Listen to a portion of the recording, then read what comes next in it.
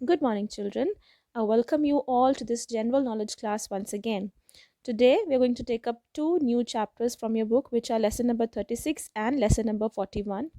So, let's begin with lesson number 36, which is Computer World. In this chapter, we are going to talk about the different useful components of computer, the parts of computer. So, let's begin. The first one is CPU. It stands for Central Processing Unit. This is also known as the brain of the computer, क्योंकि जितनी भी commands हम लोग देते हैं वो सभी CPU में जाके प्रोसेस होती हैं. This part of the computer which is known as CPU is responsible for all the calculations which we perform. जो भी हम कमांड्स देते हैं, जो भी हम कैलकुलेशंस करते हैं, सभी CPU में जाके ही प्रोसेस होती हैं. So it is also known as the brain of the computer. Next is printer. ये आप लोगों ने देखा भी होगा. थ्रू अ प्रिंटर हमें प्रिंट आउट्स मिलते हैं. It gives output on a sheet of paper called printout. Now output क्या होता है? Output means result. हम जो भी कमांड कंप्यूटर को देते हैं दैट इज़ द इनपुट, और हमें जो भी रिजल्ट मिलता है, जैसे कि हमने प्रिंट की कमांड दी तो वो इनपुट है, और शीट के ऊपर जब कुछ प्रिंट होके आता है दैट इज़ द आउटपुट जो हमें वापस मिलता है. So a printer gives output on a sheet of paper called printout. The third one is mouse.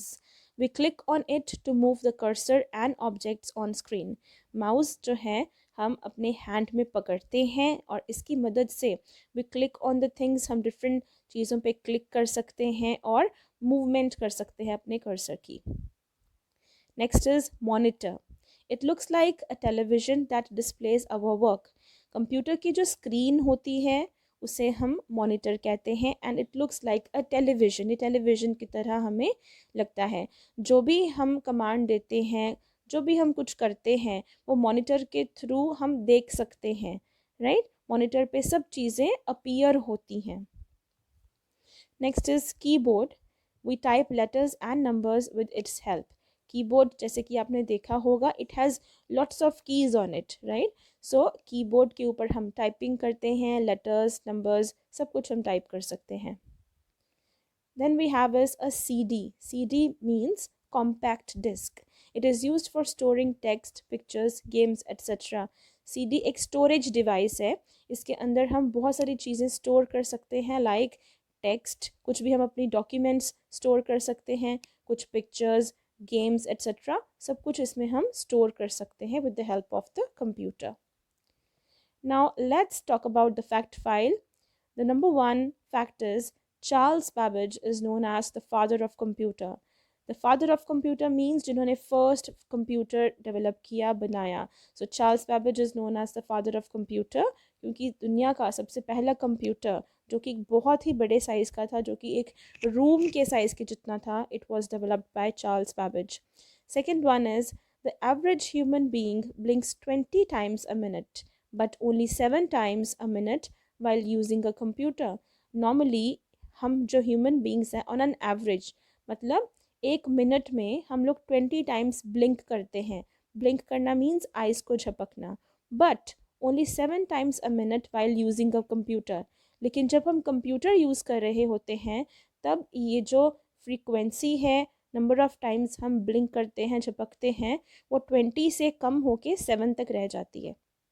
That means normal time में हम एक मिनट में ऑलमोस्ट 20 टाइम्स ब्लिंक कर लेते हैं. But the moment we start using computer देखते वक्त हम लोग सिर्फ 7 टाइम्स एक मिनट में झपकते हैं. So this should be treated well. So हमें इसके लिए कम से कम इन चीज़ों का इस्तेमाल करना चाहिए. कंप्यूटर, लैपटॉप, मोबाइल्स, इनको कम से कम यूज़ करना चाहिए बिकॉज़ इनका इफ़ेक्ट हमारी आइज़ पे पड़ता है. हमारी आइज़ जो है वो ड्राई भी हो सकती हैं. Moving on to lesson number 41, that is seasons of the year. That means एक साल में, in an year, how many types of seasons do we have to face? अभी जैसे कौन सा सीज़न चल रहा है? You feel too cold, अभी आपको बहुत ठंड लगती है, so this is the winter season which is going on. और winters में हमें ठंड लगती है, we like to put on more clothes, हमें ज़्यादा कपड़े पहनने पड़ते हैं. So similarly we have other seasons too. Let's have a look. Seasons of the year. There are different seasons in a year and each season has a particular weather. Her season में एक different type का weather होता है। Weather means मौसम होता है। एक साल में बहुत तरह के सीजन्स आते हैं और हर सीजन में डिफरेंट वेदर होता है, डिफरेंट मौसम होता है। We have 4 seasons: summer, winter, autumn and rainy season. So let's have a look. In summer season the weather is very hot.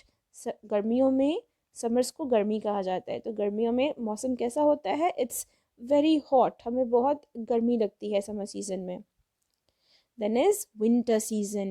In this season, the weather is very cold. Winters means सर्दियाँ, और सर्दियों में हमें बहुत ठंड लगती है, जो कि अभी चल भी रहा है।